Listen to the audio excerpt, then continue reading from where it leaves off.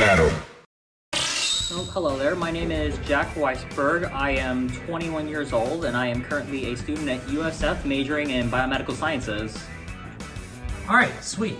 And I heard that you're a member of the Fighting Game Club, is that correct? That is correct. I am a member of the Fighting Game Club here at USF Esports. Alright, sweet. Alright, so the interview is now going to begin. Tell me how you first got involved with the USF Gaming or Fighting Game Club and what attracted you to it. Well, for the Fighting Game Club in particular, I had seen an advertisement about the first Bullfighters event, which is a larger multi-game tournament series that they do every semester, and they had hosted Mortal Kombat 1 at the time, which I was getting really into, and I decided to attend it and see what the vibe was like.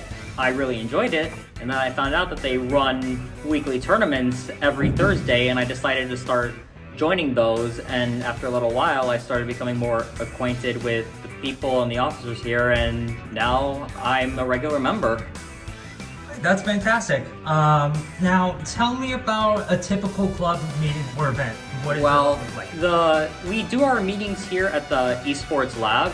It opens up at 5 p.m. every weekday. When that happens, we all just walk in, we get set up, we get any setups we need to working, and that usually goes on for about an hour and a half. The setups itself take about 10 minutes total, but we start our meetings at 6:30 to give people time to actually get here, get set up, and check in and all that. And once that happens, we have 2 games that we run every week, a main game and a side game. We typically start our main game at 6:30, and we do our side game around 7 p.m. And we just do that until the brackets are done. Alright, that's awesome. Now tell me about how the club builds a sense of community among both casual and competitive players. I got 2 answers for this. Well, first off, one of my favorite things about the USF FGC is that we host a lot of things that aren't just fighting games. We'll have officer picks where an officer brings in a game that they really like that can be run in some sort of bracket fashion. And we also run a lot of games on polls that you wouldn't really see run in other things like Lethal League, Windjammers, Ultra Street Fighter 4, Guilty Gear XR, which we're actually going to be running tonight. Just a lot of games that you don't typically see run in a modern day competitive scene. And outside of the club itself, a lot of our members like to meet up at our typical game room of sorts that we have here at USF over at the Marshall Student Center, and we just kind of hang out there and play whatever fun games we could do, especially Kirby Air Riders. That's a big one for us. Oh yeah, absolutely. Now moving on, now tell me about what kinds of games or tournaments are most popular in the club right now. Oh, hey, perfect timing. Fighting games wise, a lot of people have been really digging with Under Night Invert 2 a lot. We've got a little bit of a resurgence of Guilty Gear Strive coming out, with 2.0 coming out next week, I'm pretty sure, so that'll be super fun. We've got some dedicated players for Tekken, a couple Street Fighter players, and then a little bit more of the niche modern games. We have some King of Fighters players, some City of the Wolves players, and then casual games wise, we do a lot of Kirby Air Riders, as I just mentioned. We also like to run Mario Kart 8, Mario Kart Wii whenever we have the chance, and just a lot of multiplayer chaotic games, honestly, outside of the typical fighting game genre. Alright, that's very fantastic. Moving on, tell me about how new members usually find out about the club. At least in my experience, I found out about it through the ad I mentioned, but typically with a fighting game club, you kind of have to know that it exists, so most likely you're going to find it on Bulls Connect, where they keep all of our clubs, and you have to actively search for fighting games, and it does show up. Otherwise, people who come to our game room may see that we play certain fighting games, which we do. They ask about it, or they know about it, and we tell them we have a club for fighting games here for the community night every Thursday, and that they should show up at the Esports Lab. And then people show up, and sometimes they become a regular, and sometimes they don't. That's very fantastic. Answer this to the best of your ability. Tell me about how the club leaders for the Fighting Game Club make sure both both new and experienced players are felt welcome.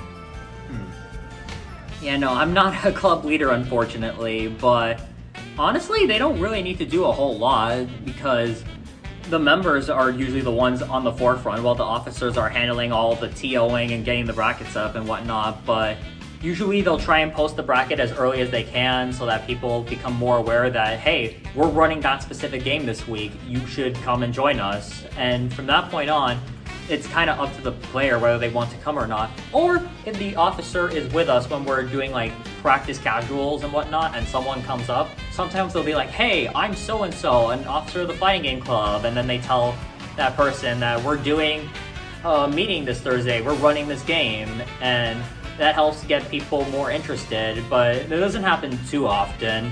It's pretty much just a matter of they post the bracket, they like say we're running this, please come and join us, and at that point it's kind of up to the player. We can't really do much else beyond that.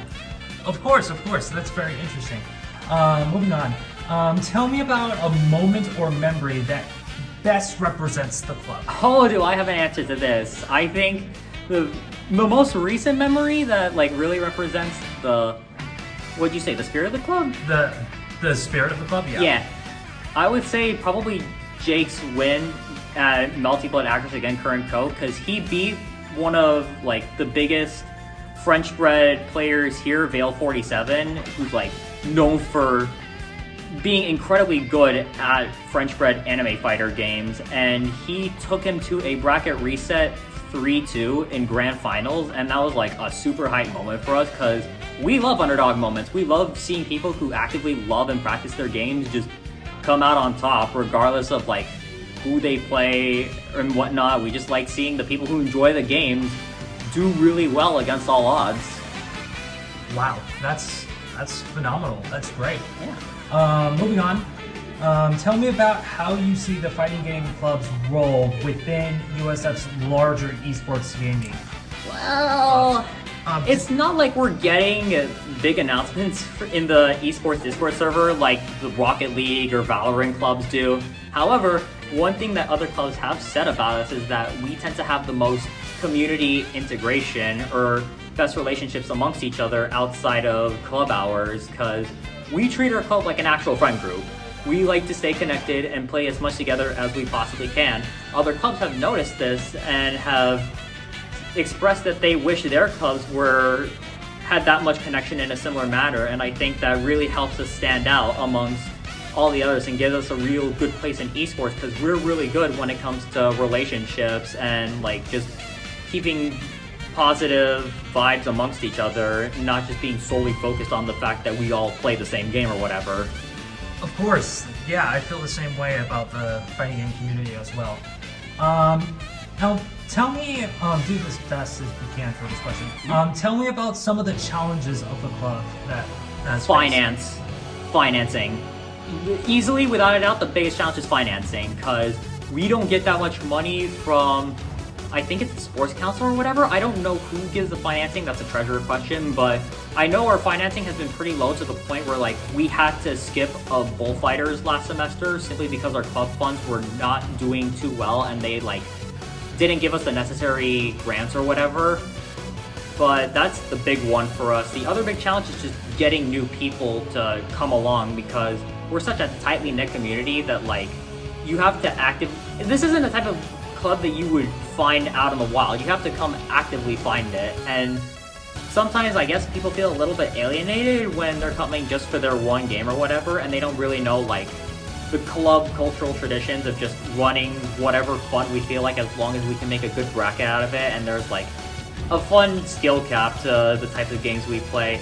Not saying that like it's you're too bad to play this game or whatever, but like I guess people just want to play the game that they know and they don't have enough of like a sense of curiosity for this other games, I guess. It's a little weird to explain, but it's just like the matter of we're so tightly knit in what we do that sometimes I guess it can be a little hard to fit in. Of course, that makes total sense. Almost done here. Yeah. Now, tell me about why you think the fighting game club like this are important to students today. Oh, well, Fighting game club in general, I don't know about the specifics, but I think any like video game club in general, like this one, is good because a lot of the time you're focusing on your studies, your homeworks, your exams, and sometimes you just really, really need a break. And a video game club like this is the perfect place to do that. You can find people who are interested in the same little nerdy stuff as you. You can make some really good lifelong connections. If you really feel passionate about a club, you can become an officer, and that does wonders for a resume or wherever when you're trying to apply for a place, and just give you good leadership experience.